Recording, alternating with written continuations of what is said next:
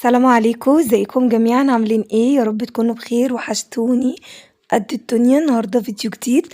لو اول مره تشوفي القناه اعملي سبسكرايب، فعلي زرار الجرس علشان يوصلك اشعار بكل الفيديوهات الجديده. وما تنسوش تنزلوا تعملوا لايك على الفيديو ده، وتصلوا على النبي كتير في الكومنتات، ودعوه حلوه منكم كومنت قمر زيك. ويلا بينا نبدا الفيديو بتاعنا. طبعا زي ما انتم شايفين الفيديو بيتكلم عن نفسه. كل سنة وانتم طيبين. رمضان مبارك علينا جميعا، ربنا يجعله شهر خير وطمأنينة وراحة بال، عشان هي أهم حاجة في الدنيا بجد، راحة البال. أول حاجة تستحملوني بقى كده عشان أنا تعبانة واخدة دور برد يا جماعة، أنا مش قادرة أقول لكم. بصوا انتوا يعتبر عايشين معايا، والله العظيم يعتبر عايشين معايا. يعني بصوا، انا الفيديو اللي فات كنت قلت لكم ان انا كان عندي التعب اللي بيجيلي ومش عارفة ايه وبتاع. يا دوبك اخف من ده خدت نزلة برد محترمة. بصوا صوتي رايح وعندي كحة مش طبيعية. المهم يلا عشان ما نقعدش نرغي مع بعض كتير واطول عليكم في الرغي، يلا بينا ندخل ونبدأ الفيديو بتاعنا. زي ما انتوا شايفين بقى، انا كده ايه الحمد لله بدأت تفريزات رمضان. اول حاجة انا يعني كل سنة ببدأ بالخضار والفاكهة.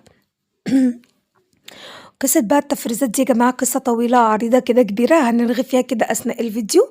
بس أنا هنا كده بوريكم الحاجات اللي أنا كنت جايباها. جبت بطاطس، وطبعا البطاطس مش هفرزها، يعني أنا جبت بس حاجات كده كانت ناقصة كمان للبيت. جبت فراولة وبرتقان وكيوي وكانتالوب وايه نوتكو برتقان تقريبا.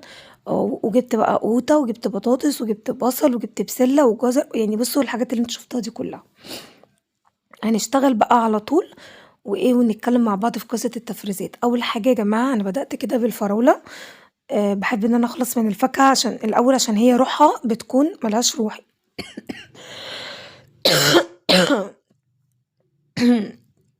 مش عارفة اتكلم كلمتين والله العظيم. بدأت كده بالفراولة عشان زي ما قلت لكم الفاكهة ما بيكونش ليها روح، فبحب ان انا اخلصها الاول. المهم مسكتها كده، شلت منها كل العروش اللي فيها ونقعتها كده في المية اثناء ما بشيل منها العروش. وبعد كده بعد ما شلت منها بقى العروش وخلاص، بقوم بقى ايه، طبعا بتكون هي نزلت التراب اللي فيها كله. بقوم بقى مليها الحوض كده مية، وبحط عليها بقى شوية خل، وبسيبها كده في المية شوية علشان لو فيها اي تراب او اي حاجة تنزل في الخل، يعني بيعقم على طول. المهم خلصتها كده وركنتها على جنب، وبعد كده جبت البرتقال. نفس الموضوع، بس البرتقال انا عايزه اقول لكم ان هو يعني كان مليان طينه بطريقه مش طبيعيه. فمسكت كده بقى السبونشه طبعا نضيفه، انا لسه فاتحاها من الكيس، ورحت عامله بيها الطين اللي على البرتقال ده كله. وغسلته كده وبقى نضيف. انتوا بقى هتشوفوا اثناء ما انا مشغله دلوقتي انا هعمل ايه. كنت عايزة بقى كمان أكلمكم في موضوع التفريزات. بصوا، أنا أول حاجة أنا من الناس اللي بحب التفريزات جدا. يعني أنا مش بفرز علشان رمضان وبس، أكيد طبعا. معظمنا بيفرز علشان رمضان ويكون شهر عبادة، اللي يلحق يختم القرآن، اللي يلحق يصلي، وعشان كمان اليوم في رمضان بيكون قصير جدا. يعني اليوم كمان في رمضان بيكون قصير بطريقة مش طبيعية، لو انت مبتلحقيش اصلا تعملي حاجة. خصوصا ان كلنا في رمضان بنبقى مطبقين للصبح، يعني اصلا مفيش حد بقى بينام ويصحى على السحور زي زمان. الناس دلوقتي بقت بتفضل سهرانة لحد السحور وبعد الفجر كمان. فاليوم بيكون قصير اصلا. فطبعا التفريزات في رمضان حلوة، بس مش كل حاجة يا جماعة تتفرز، يعني مش لدرجة ان احنا نفرز الشعرية، مش لدرجة ان احنا نفرز البصل. يعني في ناس بشوفها بتفرز بصل، ما اعرفش، يعني البصل من الحاجات اللي ما بحبش ان انا افرزها بصراحة. يعني اصل خلاص، يعني انا مش مشلولة لدرجة ان انا مش هقدر اقف اقطع بصلاية يعني وانا واقفة. خصوصا ان كل حاجة بقت سهلة دلوقتي، يعني انت عندك الكبة هتقطعي وتفرمي، فالموضوع بيكون سهل. وكمان البصل بالذات من الحاجات اللي يعني مينفعش تتقطع وتتركن، معرفش يعني حتى لو في الفريزر. في ناس بتقول ان هو في الفريزر بيكون حلو، بس أنا بصراحة ما جربتوش خالص. فانا بقول يعني مش لدرجة كده، انا بتكلم ان احنا نفرز الحاجات المهمة اللي فعلا بتاخد وقت في تحضيرها. زي مثلا ان احنا نعمل العصاير نحضرها زي كده، ان احنا نجهزها يا دوبك ان احنا نضربها في الخلاط. ف نعمل اللحوم، نعمل الفراخ، الحاجات دي كلّها لمّا بتتفرّز وبتتشال متّبلة بتوفّر وقت، لكن معلش يعني أنا باشوف ناس يا جماعة بتحمّر الشعرية بتحمّر الشعرية وتشيلها ليه؟ بيبقى خلاص ما فيش دقيقتين طَفّي تحمّري فيهم الشعرية ولسان العصفور والكلام ده، لأ طبعًا. كمان أنا عايزة أقول لكم على حاجة، إن أنا من الناس اللي باحب أصلًا التفريزات إن أنا بافرّز يعني أنا مش بافرّز علشان رمضان بس، أنا عامةً أنا بافرّز السَنة كلّها. يعني يمكن أنا أول سَنة السَنة دي أجيب حاجات قليّلة، الناس اللي متابعيني وتقدروا ترجعوا كده للفيديوهات القديمة بتاعة رمضانات اللي فاتت على القناة دي والقناة التانية كمان اللي اتقفلت، يعني هتشوفوا إن أنا كنت بابقى عاملة كميات كبيرة جدًا، يعني أنا كنت باجيب من كل حاجة بال20 وال25 كيلو، بس أنا حاليًا دلوقتي أنا فعلًا ما عنديش مكان إن أنا أشيل فيه الحاجة دي كلّها، تاني حاجة مش قادرة أعمل الكمية دي كلّها، وتالت حاجة والأهم إن الحاجة يا جماعة غالية جدًا، يعني الحاجة يعني أنا عايزة أقول لكم إن أنا جايبة خامسات، من كل حاجة خامسات ما عدا اللهم صل على النبي، ما عدا الكيوي جايبة كيلو، الجوافة جايبة 2 كيلو، الكانتالوب جايبة 2 كيلو، باقي الحاجة كلّها خامسات، الفراولة خامسات، البسلة خامسات فاهمين، اسمها إيه التانية دي السبانخ دي أنا جِبت 10 حِزَم، لإن هي ما بتتباعش بالكيلو، فأنا كل سَنة باعمل كميات كبيرة جدًا لو ترجعوا بكده بالفيديوهات. تاني حاجة بقى عايزة أتكلّم فيها إن إحنا ما نضغطش على نفسنا، يعني أنا لمّا لقيت الحاجة غالية، لأ أنا قلّلت الكمية، قلّلتها زي ما قُلت لكم بسبب الفلوس، وبسبب المجهود، وبسبب كمان إن المكان عندي مش هيشيل الكمية دي كلّها دلوقتي، خصوصًا إن أنا كنت ادّيت الفريزر اللي هو الأدراج ده لحماتي بعد ما جِبت التلاجتين، والأدراج بتاعة التلاجة مش يعني مش شايلة كمية كبيرة، فأنا طبعًا باتعامل فيها وفي الفريزر اللي هو الكبير اللي بيتفتح من فوق ده. اللهم صل على النبي. تاني حاجة بقى كنت عايزة أكلمكم فيها،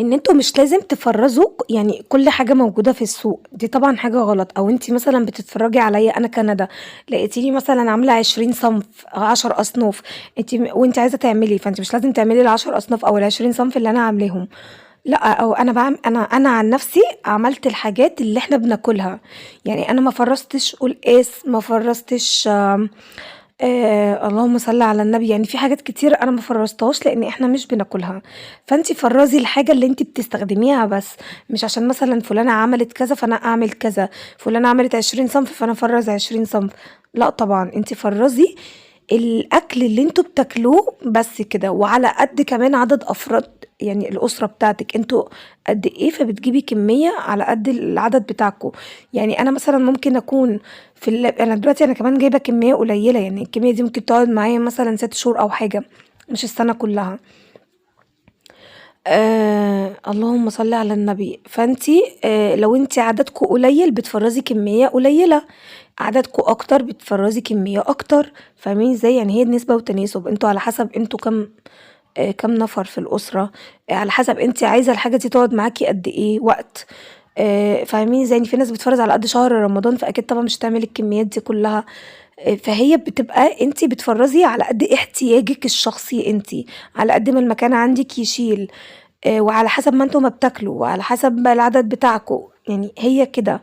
اللي أنا عايزة أوصّله لكم إن أنتم مش لازم اللي أنتم زي ما قُلت لكم تشوفوا مثلًا ندى أو غير ندى أو أي حد من اليوتيوبرات اللي بيصوّروا تفريزات أو كده، إن مثلًا عملت كمية كبيرة فأنا أعمل كل الكمية، عملت عدد كبير فأنا أعمل لأ، أنتِ اعملي الحاجة اللي بتاكلوها. أنا عن نفسي فرّزت الحاجة اللي إحنا بناكلها، إحنا في الطبيخ ما بناكلش في الخضار ما بناكلش غير البسلة والسبانخ والبامية، بس البامية طبعًا خلصت مش موجودة دلوقتي في السوق، ما بناكلش الفاصوليا الخضرا، ما بناكلش الكوسة، فأنا ما فرّزتش زي ما قُلت لكم، ما فرّزتش بقى ولا كوسة ولا فرّزت فاصوليا خضرا ولا فرّزت قلقاس، لإن إحنا ما بناكلهمش، فأنا مش هافرّزهم حاجة إحنا مش بناكلها، فهمتوا أنا عايزة أوصّل لكم إيه؟ فرّزوا الحاجة اللي أنتم بتاكلوها فقط.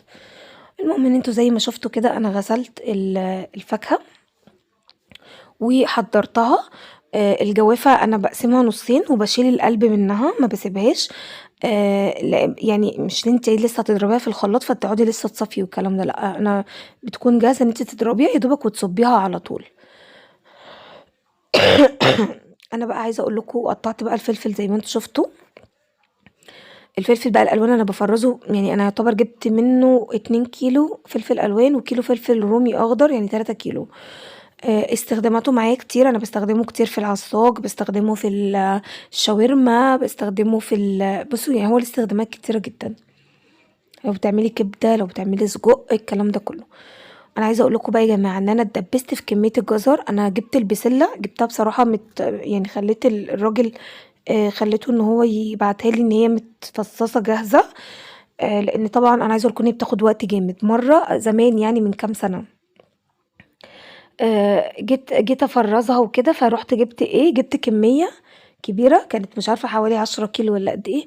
المهم ايه، وقعدت بقى ايه ان انا اعمل فيها، ما قدرتش. بقيت طبعا اعملها على مراحل، فالشويه اللي كنت اعملهم كنت الاقيهم زرعوا، اجي اعمل غيرهم الاقي اللي قبلهم زرعوا. فبصوا اللي هو انا استحاله ان انا اشتري البسله تاني ابدا ابدا تكون بقشرها واقعد كده. اولا انت بتضيعي وقتك، الوقت اللي انت هتقعدي تقطعي فيه كل البسله دي وتفرطيها، يعني انت ممكن تعملي فيه، تنجزي فيه 100,000 حاجه وحاجه تانية. وفي نفس الوقت يعني انت هتدفعي ايه على تنظيفها يعني، ولا تفرطها يعني مش كتير. وغيرك كمان يعني الناس اللي هم الستات اللي بتقعد تنظف دي، يعني هم برضو بحاجه للقرش، فاللي هو انت تبقي يعني وفرتي وقت وفدتي غيرك. انا عايزه اقول لكم ان انا نسيت اقول لهم ان هم يقطعوا لي الجزر، يعني بعتوا لي سليم، انا نسيت اقول لهم بصراحه. وقعدت بقى يا جماعه عملت، انا عايزه اقول لكم ان انا عملت بصوا 6 كيلو جزر. وطبعا انتوا عارفين الجزر مقرف في تقطيعه لانه بيكون ناشف، وانا اصلا بقشره بالمقشره. المقشره راحت جايبه نص ضفري، جابته كده بالطول، شقته كده نصين. عايزه اقول لكم ان هو موتني. كل شويه اتخبط فيه ويجيب دم. يعني كنت هدفع لي كام عليه تنظيف يعني، وكنت ريحت نفسي. المهم ان انا خلصته وقطعته، ورحت بقى مسكت السبانخ زي ما انتوا شايفين كده، بدات اللي انا ايه انضف فيها. و انا عايزه اقول لكم يا جماعه كمان على حاجه. اثناء بقى لما بنضف السبانخ والكلام ده كله، انتوا عارفين اكتر حاجه بتاخد وقت في التفريزات هي تنظيف الحاجه. يعني عمايل الحاجه ما بتاخدش وقت قد التنظيف بتاعها بياخد وقت، على ما بتنضفي وعلى ما بتغسليها وتنقعيها وتصفيها. كل ده يعني بيضيع وقت. انا اول حاجه بعد ما عملتها كده، رحت نقعتها في الميه، بس تنزل التراب بتاعنا. انتوا طبعا عارفين ان اي خضره بيكون فيها كميه تراب مش طبيعيه، فلازم ان انت تغسليها مره واتنين وتلاته لحد ما تنزل كل التراب اللي فيها وتنضف تماما. بصوا، اول بقى ما هطلعها كده هصفي الميه طبعا اللي فيها التراب دي، وهبدا ان انا الاول بس عايزه اشيل القشور بتاعتها اللي هي بتكون في الديل من تحت دي، اللي هي البنك دي. بنضفها كده بالسكينه، بقشرها. وبعد كده هامله بقى الحوض ميه تاني، احط فيه خل وانقعها. انا عايزه اقول لكم يا جماعه، لو انت عندك اي خضره دبلانه انقعها في خل، هترجع تاني كانك لسه قطفاها من الغيط من التمام، كانك لسه شايلاها من الارض. الخل بيخلي الخضره ترعرع كده وتخضر وترجع تاني تبقى ناشفه، ما تبقاش دبلانه ولا طريه. بصوا انا هنا اهو، بعد ما نضفت العروش بتاعتها اللي هي من تحت دي، مليت بقى الحوض تاني ميه، ورحت حطيت فيه الخل ونقعتها. وبعد كده رحت شايلاها مصفياها. ودي هنا كده كانت حزمتين سبانخ، حزمتين كزبره، وحزمتين شبت برضو. نقعتهم كده عشان يتغسلوا وينزل منهم التراب والكلام ده كله. وهنا بقى جبت السبانخ وبدات ان انا اقطعها. بصوا بقى يا جماعه، انا عايزه اقول لكم على حاجه. التفريزات ليها كذا طريقه، ليها طرق كتيره جدا جدا جدا، كل واحد بيفرز بالطريقه اللي تريحه. يعني مثلا انا هقول لكم كمثال، السبانخ انا في ليها طريقتين في التفريز والاتنين حلوين. يعني انا بعد ما بقطعها كده زي ما انتم شايفين، اول حاجه يا جماعه السبانخ ما تقطعيهاش تقطيعات صغيره، لان لما انت بتقطعيها تقطعات صغيره انت بتضيعي الفايده اللي فيها. قطعيها تقطعات كبيره هي كده كده اصلا بتدبل، فان انت لما تقطعيها تقطعات صغيره هتلاقي كل فايدتها راحت، فقطعيها تقطعات كبيره. بعد ما بقطعها وبقطع عليها الخضره بتاعتها والكلام ده كله، ليها طريقتين: يا بقلبها واصفيها كويس جدا من الميه واعبيها بقى في اكياس او علب على حسب. بس الطريقة دي هي حلوة وبتبقى تمام ومفيهاش أي حاجة وما بتغيرش الطعم، وبتبقى كأنك لسه جايباها فريش. بس بتاخد مكان، لأن طبعا وهي خضرة كده زي ما انتوا شايفين. بصوا كمية قد ايه. كتيرة. فطبعا انت على ما تعبي كل ده في علب او اكياس هتلاقيها واخدة مكان معاكي كبير. في طريقة تانية اللي انتوا هتشوفوني ان انا عملت بيها في الفيديو ديت، ان انا بشوحها كده في معلقتين سمنة.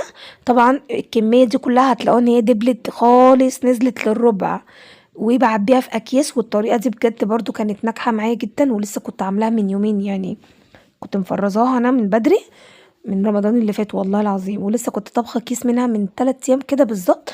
عايزه اقول لكم يا جماعه ان هي كانت زي العسل، اقسم بالله كانت تحفه، تاكلوها حاف كده من جمالها. اللهم صل على النبي. فالطريقتين صح، بس انا الطريقه التانية بقيت معتمداها لسبب ان هي بقت بتوفر لي مكان. يعني ان انا لما بحطها على النار وبتتبل خالص وبشيلها، دي بتوفر لي مكان في الفريزر. لكن لما بعبيها خضرة كده زي ما قلت لكم بتبقى حلوة وكل حاجة، بس بتاخد مكان في الفريزر. فالطريقتين صح. البسلة بقى ليها برضو، انا كنت بعملها بطريقتين. اول حاجة انتوا زي ما انتوا شفتوا انا حطيت البسلة في الحوض وغسلتها كويس جدا ونقعتها في الخل، وبعد كده صفيتها تماما، وعلى حلة بقى مغلية على النار حطيت عليها معلقة سكر. دي انا عايزه اقول لكم، دي سلفتي قالت لي عليها المعلومه دي، قالت لي حطي معلقه سكر لان هي بتنزل السكر اللي فيها لما بتتسلق. فقلت اجرب مش هخسر حاجه، فاول مره احط عليها معلقه سكر، عاده ما كنتش بحط. المهم حطيت معلقه سكر ونزلت بقى بالبسله بتاعتي غلوه، وبتطلعيها من ميه سخنه على ميه بتلج، ميه تكون ساقعه. دي الطريقة، سواء هي البسلة والجزر الاتنين هنسلقهم كده ان هما ياخدوا غلوة واحدة، وطلعي على مية بتلج علشان توقف التسوية بتاعتها. المية بتلج بتخليها تاخد صدمة، فبتوقف تسوية بتاعتها تماما. وبعد كده بتصفيها تماما من اي مية خالص، وبعد كده بتتعبى في اكياس. دي اول طريقة. والطريقة التانية ان هي برضو بتجيبيها تفرطيها وتغسليها كويس جدا جدا هي والجزر، بس بقى ايه تنشفيها تماما من المية. يعني انا الاول لما كنت بفرزها بالطريقة دي كنت بعمل ايه، كنت بجيب فوطة كده نظيفة وبقعد ان انا انشفها تماما من المية اللي فيها، إن ما يبقاش فيها نقطة مية خالص. مش ان انت تصفيها وخلاص، لا لازم تنشفيها كويس. يعني تمسكي كده فوطة وتنشفي البسلة والجزر تماما من اي مية فيهم، وبتعبيها برضو في اكياس او في علب على حسب ما انت ما عايزة. دي كده اول طريقة. والطريقة التانية زي ما انتوا شايفين كده، ان انا بنزلها في المية تاخد غلوة، وبطلعها على مية ساقعة وبعدين بصفيها وبعد كده بعبيها في اكياس. والطريقتين صح، انت بقى على حسب، يعني في كل واحد ليه طريقة بيحبها. وفي ناس بقى بتفرز بطرق تانية، طبعا انت ليكي حرية الاختيار. ممكن بقى تجربي طريقة فلانة وطريقة علانة لحد ما بتوصلي للطريقة يعني اللي تلاقيها مش مغيرة طعم الأكل معاكي لو قعد فترة، مريحاكي في التفريز، مش واخدة مكان في الفريزر، الكلام ده كله. بس وبتثبتي بقى ايه عليها. المهم انا وريتكم كده الحاجات اللي انا حضرتها، الجزر قطعته والفلفل والبرتقان. جانا بصراحة اللي قعدت قشرت لي البرتقان.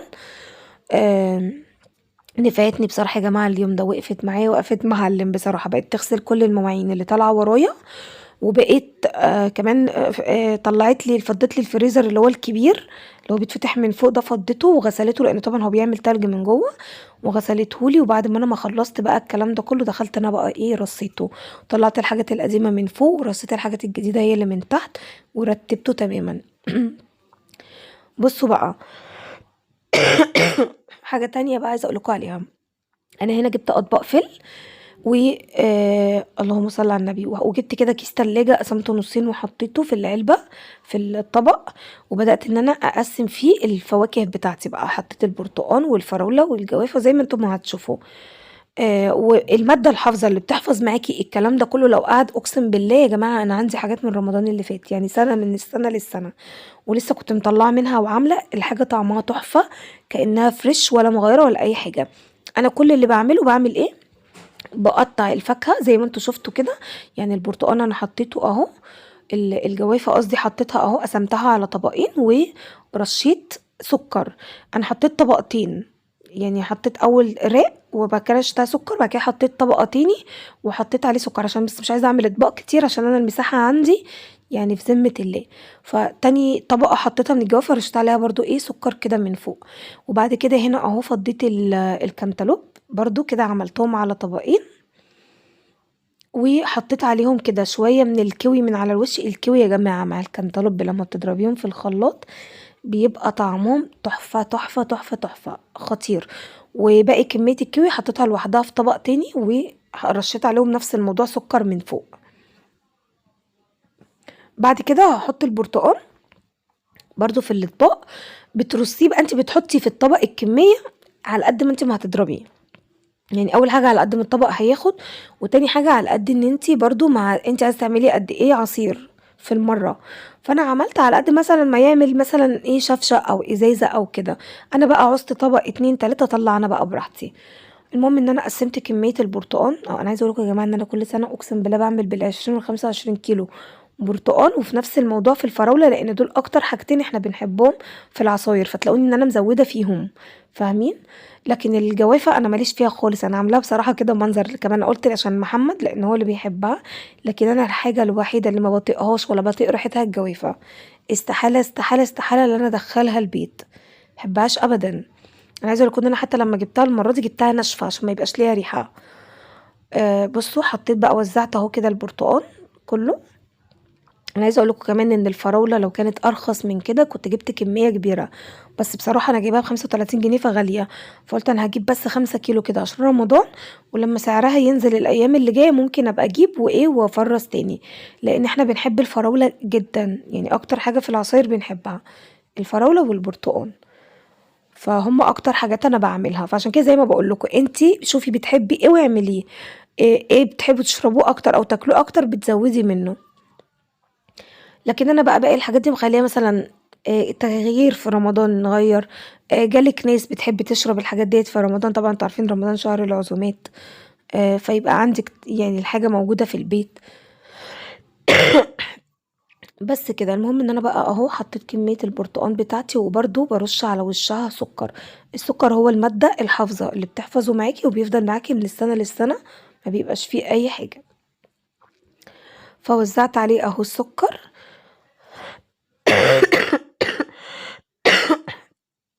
هموت يا جماعة، عندي كحة عاملة لي شرخ في زوري.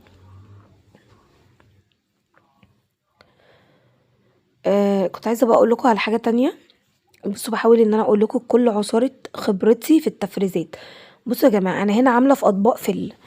لو ترجعوا بالفيديوهات على القناة القديمة مش هتلاقوها على القناة دي. انا كنت جايبة العلب اللي هي الشفافة البلاستيك ديت، اللي هي بتتباع عند بتاع البلاستيكات.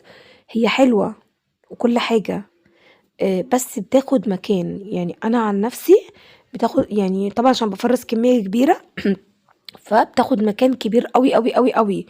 اللي هو انت طبعا عشان العلبة فكمية بتاخد كمية.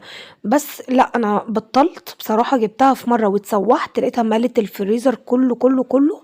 بقيت مش لاقية مكان احط فيه اي حاجة تاني.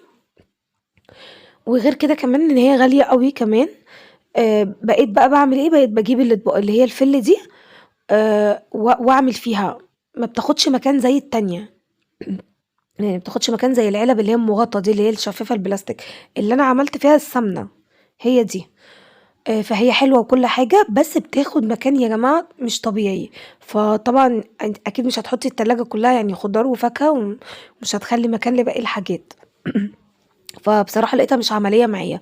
هي شكلها حلو وكل حاجة، بس مش عملية معايا وبتاخد مكان كبير. فانا بالنسبة لي كانت الاطباق الفل دي حلوة. وعايزة اقول لكم كمان ان مش والله العظيم لو مش التصوير انا ما كنتش حطيت في اطباق فل. هوريكم بقى دلوقتي انا هعمل الخضار في ايه. شفتوا الاكياس اللي هي ليها اللوك من فوق دي، اللي هي بتتقفل من فوق بتخرجي منها الهواء وبتقفليها من فوق. الاكياس دي هي اولا برضو مش رخيصة، هي غالية، بس بتحفظ الحاجة وما بتاخدش مكان في الفريزر. يعني انا بس عشان التصوير وان الحاجة تبقى باينة وبتاع فحطيت لكم الفاكهة في اطباق فل بس. انما بقى الاكياس دي اقسم بالله يا جماعة بتحفظ الحاجة وما بتاخدش مكان خالص. هتشوفوني دلوقتي وانا بعبي فيها الخضار. بصوا ده كده شكل الفاكهة، اللهم بارك، بسم الله ما شاء الله الله اكبر. بعد ما عبيتها في الاطباق اهي. كده انا جهزتها، بس هنكيسها بقى دلوقتي بالاسترتش، بكرة الاسترتش راب دي، وبقوم مقفلاها كويس. بتبقى متغلفة تغليفة محترمة، ما تسربش مية معاكي في الفريزر ولا يجرى لها اي حاجة. بصوا طبعا تفريزات عشان احنا لسه هنعمل اللحوم ولسه هنعمل الفراخ، فجبت بكرة استرتش راب كبيرة عشان تكفي معايا، وممكن كمان تخلص واجيب غيرها يعني. المهم بقى ان انا بمسك كده الطبق اغلفه كده تغليفتين بالطول وبالعرض علشان يبقى محكوم ما يكرفش. اي حاجه لو حاطه معاه لحوم او حاجه في الفريزر ما يكرفش على ريحته، فان هو يكون متقفل كويس. المهم بقى عملتهم كلهم كيستهم، وجيت بقى هنا كده حطيت ميه مغليه على النار وحطيت عليها معلقه سكر. اول ما غليت نزلت فيها بكميه الجزر بتاعتي. وبرده هتاخد هي غلوه واحده يا جماعه، ما تسيبيش الحاجه تتسلق. غلوة واحدة وتطلعي من المية السخنة على المية اللي هي بالتلج. بصوا دي الأكياس اللي بقولكوا عليها، شايفين؟ الأكياس دي يا جماعة بتكون أحجام، في منها الصغير وفي منها الوسط وفي منها فاهم مين أصغر في أكبر في أكبر في أكبر في أكبر. في منها كل المقاسات، أنا عندي منها كل المقاسات لأن أنا ما بستغناش عنها بصراحة. بصوا بقى بتعبيها. أنا عايزة أقولكوا بقى ميزتها إيه، ما بتاخدش مكان وبتحفظ الحاجة وبتخلي الحاجة. شفتوا الأكياس بتاعت الخضار اللي بنشتريها من السوبر ماركت؟ هي بتكون كده، بتحفظ الحاجة يا جماعة. ما بس انت اهم حاجة خرجي منها الهواء كويس جدا. جبت كده الفلفل الالوان وعبيته فيها في اكياس، وهتشوفوا بقى دلوقتي وانا بصوا بخرج منه الهواء. ده كده الفلفل اللي هو السلايس ده انا مخليه للشاورما. والحاجات يعني اللي هي بتبقى عايزة فلفل سلايس وكده. عملت كده كام كيس كده منه، والباقي قطعته مكعبات عادي وهنشيله. بصوا، عايزه اقول لكم نظافه نظافه نظافه والله العظيم احلى كمان من الاطباق الفل. حاجه كده نظيفه وما تاخدش معاكي مكان. وعايزه اقول لكم والله ان الاكياس دي غاليه مش رخيصه اصلا. بصوا اهو بضغط كده عليها، اقفلها كده من الجناب واسيب حته صغيره من النص مفتوحه، وافضل اضغط على الكيس لحد ما اطلع كل الهواء منه، وبعد كده بقوم قافلاه. انا عايزه اقول لكم ان انا عندي الجهاز اللي هو غالق الاكياس دوت، بس عايزه الاكياس بتاعته فما كانتش متوفره عندي. عايزة برضه ابقى اجيب منه لان هو بيشفط الهوا تماما. ميزة الجهاز ده ان هو بيشفط الهوا تماما، بس اللي هو بيبقى ليه اكياس معينة مش اي اكياس. فما كانتش طبعا متوفرة عندي يعني، فعملت في الاكياس اللي انا متعودة ان انا اعمل فيها. بصوا اهو بتضغطي كده لحد ما كل الهواء يخرج وبتقومي قافله اللوك بتاع الكيس. عايزه اقول لكم بقى ليها كمان ميزه تانية. ايه بقى ميزتها؟ الطبق الفل انت لو فتحتيه وخدتي منه هتبقي خلاص مش عارفه تقفليه تاني، يا اما تقعدي بقى تعمليه بالاسترتش راب والكلام ده كله. عارفين بقى الاكياس دي لما بتجمد وانت مثلا مش عايزه تاخدي الكميه بتاعه الفلفل كلها او ايا كان البسله او ايا كان الحاجه اللي انت حطاها في الكيس، بتقومي كسراها وتقومي مفضيه وتقومي راجعه قافله الكيس تاني، واخده الكميه اللي انت عايزاها وتقومي قافله الكيس تاني وشايله تاني في الفريزر. وعايزه اقول لكم ان الكيس عملي جدا، يعني تقدري ان انت لو فضي تغسليه وتنشفيه وتستخدميه تاني لان الماتيريال بتاعته قويه جدا. فبصراحه الاكياس يعني انا عن تجربه استخدمت الفل الاطباق الفل، واستخدمت العلب الشفافه، واستخدمت الاكياس. اكتر حاجه ريحتني الاكياس. بس طبعا كل حاجه لها استخدام، يعني زي مثلا هقول لكم اللحوم. اللحوم مثلا زي البرجر زي البانيه زي مش عارفه ايه الكلام ده كله بيبقى عايز اطباق فل ويتعمل بالاسترتش راب. لو حاجه انت متبلاها حطيها في الاكياس عادي، لكن في حاجات بتبقى عايزه تتحط في اطباق فل. زي الكفته مثلا زي البرجر. في حاجات كده معينه بتبقى عايزه اطباق فل. وفي بقى زي لكن الخضار والكلام ده كله لا لا لا لا، في ناس بتحطه في اطباق فل والكلام ده، بس بصراحه انا ما حبيتش بصراحة. الطريقة دي امنة امنة امنة وبتحفظ معاكي الحاجة من السنة للسنة، نظيفة، بتستخدمي حاجة كده على نظافة والكلام ده كله. فكل حاجة ليها استخدام. في حاجات بتبقى عايزة تتحط في علب، في حاجات بتبقى عايزة تتحط في اطباق، في حاجات بتبقى عايزة تتحط في الاكياس. فكل حاجة وظفيها في مكانها الصح واستخدميها استخدام صح، علشان تقدري توفري مساحة وتبقي مفرزة الحاجة بطريقة تقعد معاكي يعني فترة كبيرة. بصوا بقى يا جماعة، هنا بقى انا عبيت كده الحاجة زي ما انتوا شفتوا. عبيت البسلة، خلطت عليها الجزر بالبسلة وقلبتهم كويس، وعبيت الاكياس زي ما انتوا شفتوا وقفلتها بنفس الطريقة اللي قفلت بيها الاكياس اللي هي بتاعت الفلفل. نفس الطريقة فرغت منها الهواء وقفلتها بس. وهنا بقى جبت كده حلة على النار، حطيت فيها كده معلقتين سمنة كبار، ونزلت بقى بالسبانخ بتاعتي. شايفين يا جماعة السبانخ مالية الحلة ازاي؟ كل ده هتلاقوه نزل.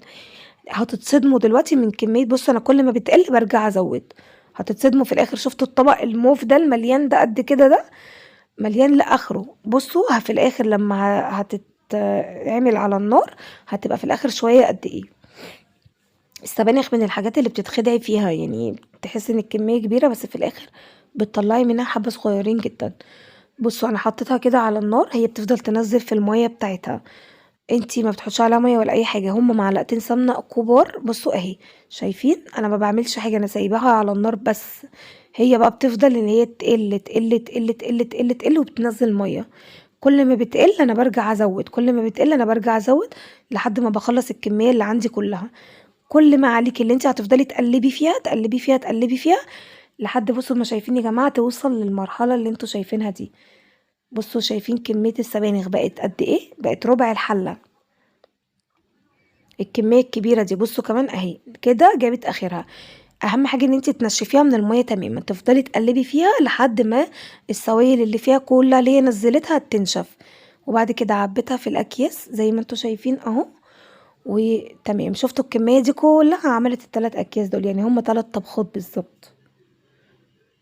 بس انا عايزه بقول لكم كمان يا جماعه ان انا طلبت كرنبيتين كبار، وخليت الراجل هو اللي سلقهم وقطعهم، لان انا واخده دور برد ابن لذينه.